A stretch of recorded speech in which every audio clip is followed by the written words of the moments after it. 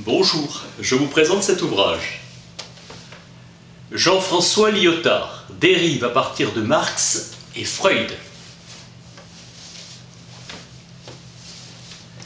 Rêve d'un livre sans titre et sans nom d'auteur. Les pratiques de Marcel Duchamp ont à cet égard montré l'essentiel. Conflit ouvert avec le marxisme de Lénine et Trotsky, en dérive par rapport à Marx lui-même, celui de la politique dialectique. Ce qui est oublié dans la dialectique, c'est qu'il y a de l'oubli. Et que l'oubli, c'est que tout soit conservé, la mémoire consistant à sélectionner. L'activité critique est une activité de sélection. La sélection est une tâche infinie, comme la flèche indiquant Zentrum dans une ville étrangère. Il faut dériver hors de la critique, bien plus la dérive est par elle-même la fin de la critique. Déplacement, non dépassement, dérive et non critique, événement et non négativité. Le socialisme est identique au capitalisme avec un K, et toute critique le consolide. Ce qui le détruit, c'est la dérive du désir. Ce n'est que l'accomplissement du capital. Dérivation n'est pas quitter une rive, mais détourner un rivus, un cours, une fluidité. Esthétique égale atelier à forger les concepts critiques les plus discriminants. Un Marx non marxiste. Le capital n'est qu'un commencement. Le capital est une condamnation morale, un mode de vie menacé par ses propres œuvres et ses inventions techniques et ses institutions. L'économie politique pour Marx, c'est la science du mal, la théorie de l'ordre social dominant. Pour Hegel, la dialectique est de et dans la réalité. Pour Marx, c'est un concept jouant dans le champ théorique. À l'inverse des philosophes, Marx place sa parole dans un lien étranger au phénomène, au sensible. Marx ruine l'idéologie religieuse. Aliénation. Dans Hegel, le concept et son expression, la réalité, sont dans un rapport d'identité. Avec Marx, la philosophie est censée trouver sa critique pratique dans le prolétariat. Il n'est pas nécessaire d'écrire l'histoire réelle des rapports de production pour développer les lois de l'économie bourgeoise. Le capitalisme, épargne, accumulation, invoque son passé pour justifier son présent. Le tableau de l'aliénation ne cesse de s'étendre, de se compléter. La plus-value réinvestie dans le processus productif, contraignant la force de travail à produire des marchandises supplémentaires et plus d'aliénation. Un marxisme apolitique, comprendre Marx et la signification de son travail et d'apprécier la valeur du laboratoire créateur enrichi de la pratique historique. L'histoire de la philosophie s'écrit au futur antérieur. Enragé, Marx conteste la censure. La vérité étant universelle, elle ne lui appartient pas. Elle appartient à tous. Elle m'a, je ne l'ai pas. Ma propriété, c'est la forme. Elle est mon individualité spirituelle.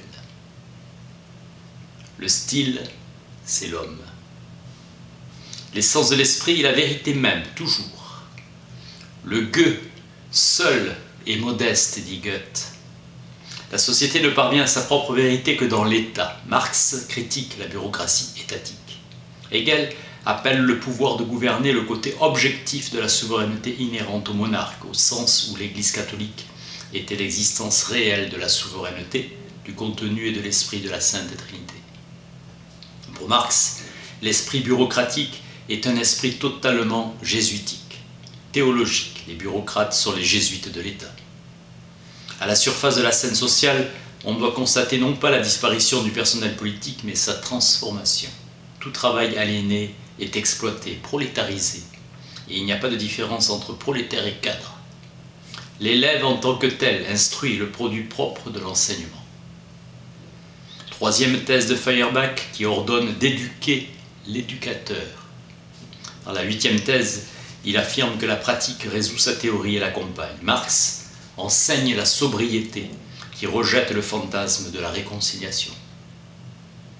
Difficile de lire le capital aux travailleurs. Le capitalisme est un système réglé en régulateur de croissance qui permet en principe l'introduction, la circulation et l'élimination de qualité toujours plus grande d'énergie. L'énergie étant la force de travail. L'hallucination constitue le fait primitif de l'art, attestation d'une réalité autre que celle que donne la perception. Cette réalité, que Freud appelle psychique, relève du principe de plaisir. Ce que l'artiste exprime, c'est la figure de l'inconscient, le fantasme originaire, qui est à la fois celle de son désir et celle de sa mort.